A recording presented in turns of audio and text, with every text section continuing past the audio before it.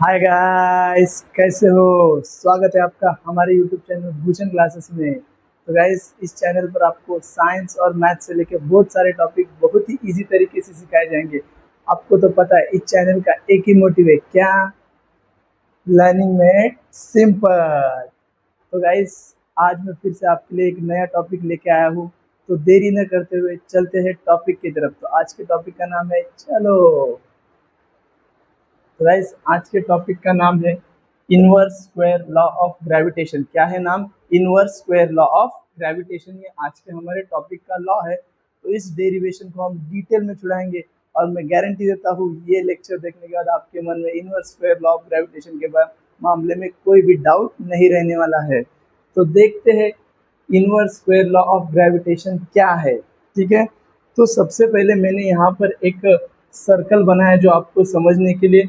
उस सर्कल का सेंटर है और इस सेंटर की तरफ एक फोर्स जा रहा है जिसको हमने बोला है सेंट्रीपिटल फोर्स। जो फोर्स टुवर्ड द सेंटर होता है उसको हम बोलते हैं सेंट्रीपिटल फोर्स। ये आपको पता है, उसका फॉर्मूला है F=mv² अपॉन r। ये किसका फॉर्मूला है?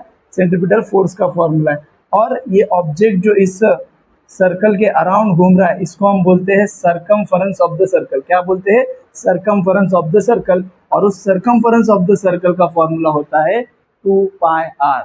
तो गाइस, यहाँ पर एक सर्कल है और उस सर्कल के अराउंड एक ऑब्जेक्ट घूम रहा है with the help of centripetal force जो सेंटर की तरफ है, और उसका फॉर्मूला है F=mv²/r। और जिस पाथ में जो ऑब्जेक्ट घूम रहा है उसे हम बोलते हैं सरकमफरेंस ऑफ द सर्कल, और उस सरकमफरेंस ऑफ द सर्कल का फॉर्मूला है 2πr। तो इसी के हेल्प से हम ये डेरिवेशन आज सॉल्व करने वाले हैं। तो चलो, तो सबसे पहले गाइस हमें कुछ कंसीडर करना पड़ेगा। तो मैं कंसीडर करता हूँ, यहाँ पर लिखता हूँ, फिर आपको मैं समझाता हूँ।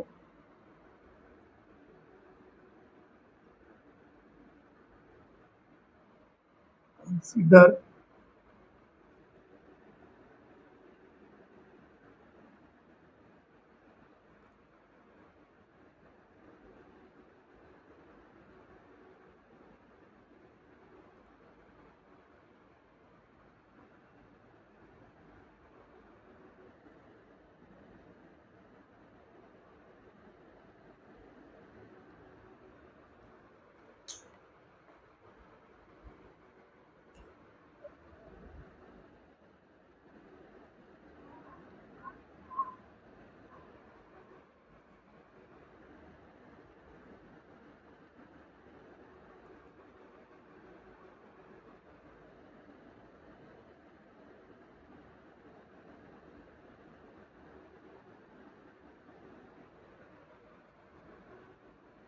देखो, सबसे पहले मैंने क्या कंसीडर किया?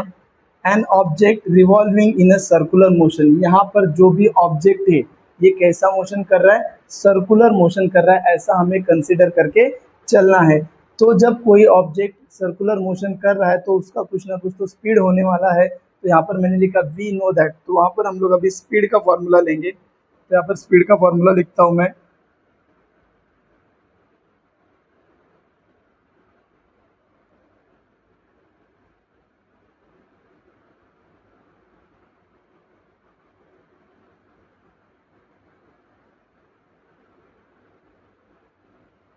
तो यहाँ पर मैंने स्पीड का फॉर्मूला क्या लिया? Speed equals to distance upon time. तो यहाँ पर हम स्पीड के लिए लेंगे v इज इक्वल्स टू, यहाँ पर डिस्टेंस क्या है? ये ऑब्जेक्ट सर्कुलर पाथ में घूम रहा है तो यही इसका क्या है? डिस्टेंस। यहाँ से घूम के फिर से इस जगह पे आएगा तो ये क्या होगा? इसका डिस्टेंस। तो डिस्टेंस की जगह पे हम लोग लिखेंगे 2πr। क्या लिखेंगे? 2πr। और टाइम की जगह पे हम रखेंगे t। इसको देंगे इक्वेशन नंबर 1। तो हमने क्या किया? स्पीड के फॉर्मूला में डिस्टेंस की जगह पर हमने लिया 2πr और अपॉन में टाइम की जगह पे ले लिया t और इसको दिया इक्वेशन नंबर 1। अब गाइज, ये ऑब्जेक्ट यहाँ पर घूम रहा है, किसकी वजह से घूम रहा है? तो सेंट्रीपिटल फोर्स की वजह से घूम रहा है। तो यहाँ पर हम लोग दूसरा फॉर्मूला अप्लाई करेंगे सेंट्रीपिटल फोर्स का। दूसरा फॉर्मूला जो यहाँ पर मैंने लिख दिया है F=mv²/r। तो यहाँ पर लिखता हूँ मैं F=mv²/r। इसको देते हैं इक्वेशन नंबर 2। तो गाइज, मैंने इक्वेशन नंबर 1 बनाया और इक्वेशन नंबर 2 बनाया। तो क्या करेंगे अब हम, तो देखो यहाँ पर इक्वेशन नंबर 1 की वैल्यू जो है इस इक्वेशन नंबर 2 में v की जगह पर पुट करेंगे। कहाँ पर पुट करेंगे? v की जगह पर। तो यहाँ पर मैं लिखता हूँ put the value of equation 1 in equation 2। क्या लिखा मैंने? Put the value of equation 1 in equation 2, मतलब इक्वेशन नंबर 1 की वैल्यू इक्वेशन नंबर 2 में रखनी। तो देखते हैं रख के। तो यहाँ पर मैंने 2 का f लिखा एज इट इज, यहाँ पर m भी लिखा एज इट इज, और v के जगह पे हम लिखेंगे ये वाला वैल्यू। तो क्या लिखेंगे v की जगह पे? 2 पाई r अपॉन t, और v का यहाँ पर स्क्वायर है इसलिए मैं यहाँ पर स्क्वायर लेता हूँ और अपॉन में रहेगा r। ठीक है, तो अब क्या करता हूँ, f एज इट इज लिखा, यहाँ पर m भी एज इट इज लिखा। अभी पूरे ब्रैकेट का स्क्वायर है तो अंदर जितने भी टर्म है सबका हम क्या करेंगे? स्क्वायर करेंगे। तो 2 का स्क्वायर होता है 4, पाई का स्क्वायर होता है पाई स्क्वायर, और r का स्क्वायर होता है r स्क्वायर, और यहाँ पर नीचे t है तो t का भी क्या हो जाएगा? स्क्वायर, और अपॉन में है यहाँ पर r। ठीक है, तो क्या करेंगे आगे? तो आगे हम करेंगे, थोड़ा सा अरेंज करते हैं। f इक्वल्स टू, ये 4 को बाहर लेता हूँ, 4m pi square r square. ठीक है, और फिर क्या किया ये गाइस, यहाँ पर देखो सब 2 का स्क्वायर किया 4, पाई का स्क्वायर किया पाई स्क्वायर, r का स्क्वायर किया r स्क्वायर, यहाँ पर t भी था ब्रैकेट में तो t का भी स्क्वायर कर दो। ठीक है, और फिर उसके बाद क्या लिखेंगे? एज इट इज लिखेंगे f इज इक्वल्स टू, 4 को बाहर ले लो, 4m, और यहाँ पर पाई स्क्वायर r स्क्वायर, और नीचे हो जाएगा t स्क्वायर। ऐसे नीचे है r तो ऊपर आ जाएगा यहाँ पर, तो यहाँ पर हो जाएगा r। ठीक है, डिवाइड में था, ऊपर आके मल्टीप्लाई हो गया। तो आगे क्या करेंगे यहाँ पर?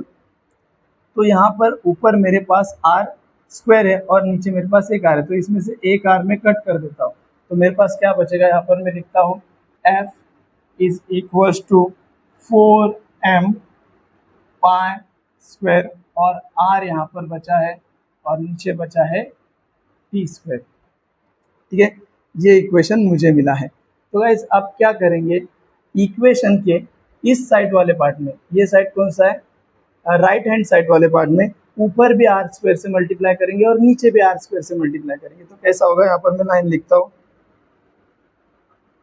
Multiplying and dividing by r square. क्या लिखा मैंने? Multiplying and dividing by r square. तो यहाँ पर मेरा इक्वेशन कैसा होगा? f is equal to 4m pi square r, और अपॉन में हो जाएगा t स्क्वायर। तो ऊपर भी मैं r स्क्वायर से मल्टीप्लाई करता हूँ और नीचे भी मैं r स्क्वायर से डिवाइड करता हूँ। तो मेरा फाइनली इक्वेशन क्या हो जाएगा गाइस? ध्यान देना यहाँ पर। तो f equals to 4m pi square, ये और ये r का मल्टीप्लाई करेंगे तो r क्यूब, और नीचे हो जाएगा t स्क्वायर, और ये हो जाएगा r स्क्वायर। ठीक है, तो अब क्या करेंगे? फिर से मैं एज इट इज f लिख देता हूँ equals to 4m pi square. मैं क्या करता हूँ, इसमें से r क्यूब और t स्क्वायर को बाहर लेता हूँ, तो जो बचा उसे लिखता हूँ। तो अपॉन में लिखूंगा r स्क्वायर। तो मैं बाहर क्या ले रहा हूँ? यहाँ पर साइड में r cube upon t square, ये मैंने बाहर लिया। इसको देते हैं इक्वेशन नंबर 3। ठीक है, तो लास्ट में हमें क्या इक्वेशन मिला? f equals to 4m pi square upon r square, और इसमें से मैंने r क्यूब और t स्क्वायर को बाहर ले लिया, इसको दिया इक्वेशन नंबर 3। तो फटाफट इसका स्क्रीनशॉट ले लीजिए, अभी डेरिवेशन खत्म नहीं हुआ है, फिर आगे का पार्ट बताता हूँ मैं आपको। जल्दी ले लीजिए स्क्रीनशॉट।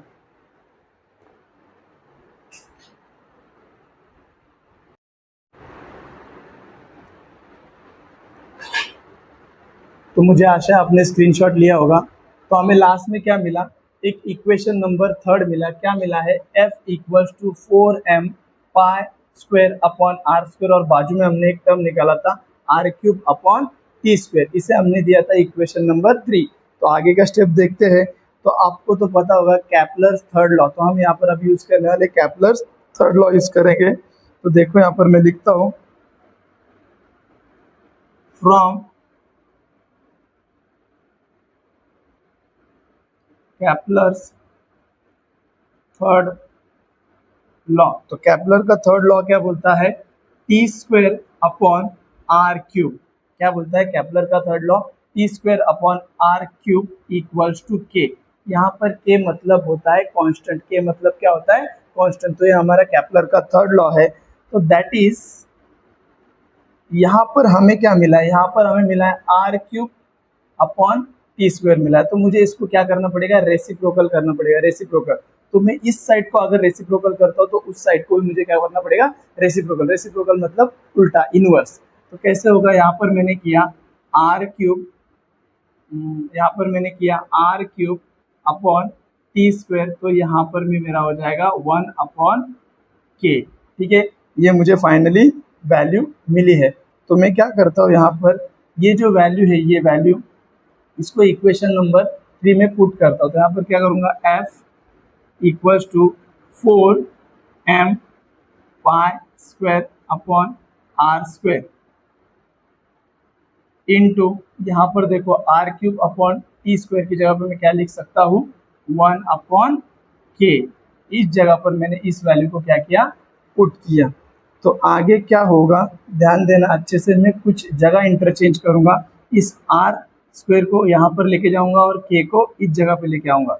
जगह इंटरचेंज करने से मल्टीप्लाई के अंदर कोई भी प्रॉब्लम नहीं होने वाला, या फिर डिवाइड के अंदर कोई भी प्रॉब्लम नहीं होने वाला। जैसे कि यहाँ पर मेरे पास है 5 इंटू 3, तो 5 इंटू 3 15 होता है। अगर मैं इसको जगह चेंज करके लिखूँ 3 इंटू 5, तो यहाँ पर भी हो जाएगा 15। तो जगह इंटरचेंज करने से कोई भी फर्क नहीं गिरने वाला है। तो देखते हैं आगे, तो मैं कैसे जगह इंटरचेंज करता हूँ। F is equals to 4m pi square, और यहाँ पर मैं के ले लूँगा इसके अपॉन में, और यहाँ पर मेरे पास होगा 1, और आर स्क्वायर आ गया के की जगह पर। तो मुझे इक्वेशन मिल गया है। ठीक है,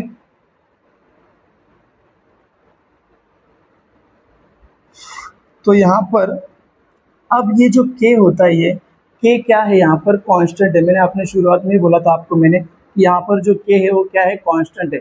और कांस्टेंट अगर किसी के साथ भी लग जाता है तो पूरे वैल्यू को क्या कर देता है, कांस्टेंट कर देता है। तो कैसे होगा, अगर मुझे ये कांस्टेंट हटाना है, एक बताता हूँ मैं आपको, यहाँ पर ध्यान दो, समझो मेरे पास ऐसा है, f is inversely proportional to the r square.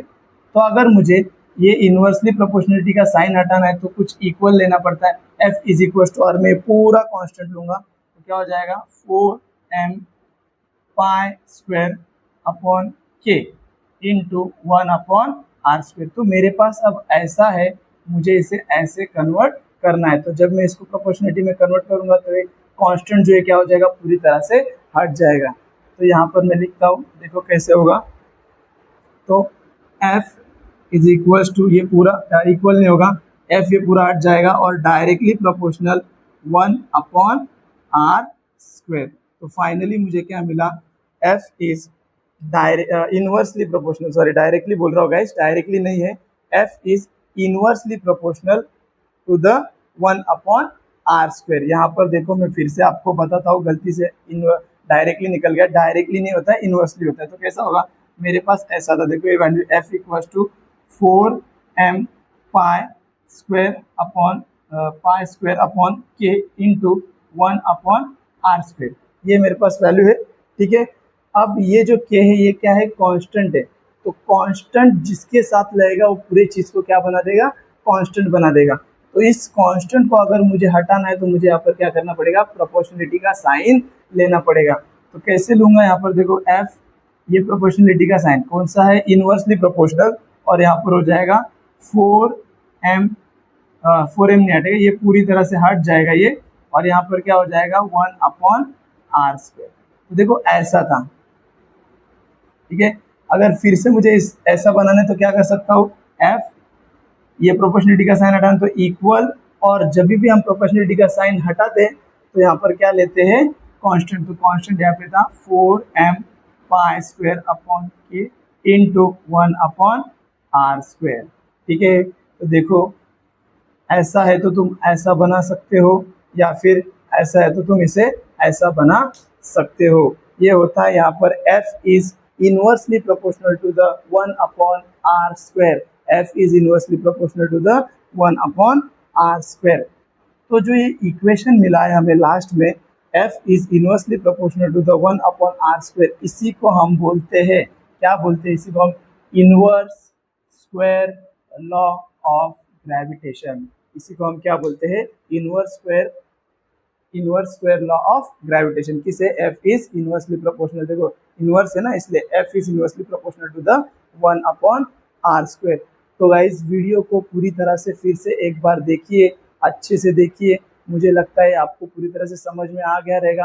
अगर किसी को नहीं समझ में आता तो वीडियो को बार बार देखिए, मैंने पूरे डिटेल में आपको inverse square law of gravitation समझाने की कोशिश की है। अगर आपको हमारा वीडियो अच्छा लगता है तो हमें सपोर्ट कीजिए, शेयर कीजिए और हम लाइक कीजिए, सब्सक्राइब कीजिए। आपके लाइक और सब्सक्राइब से हमें मोटिवेशन मिलता है। फिर मिलेंगे अगले वीडियो में एक नए टॉपिक के साथ और एक नए जोश के साथ। Bye bye guys.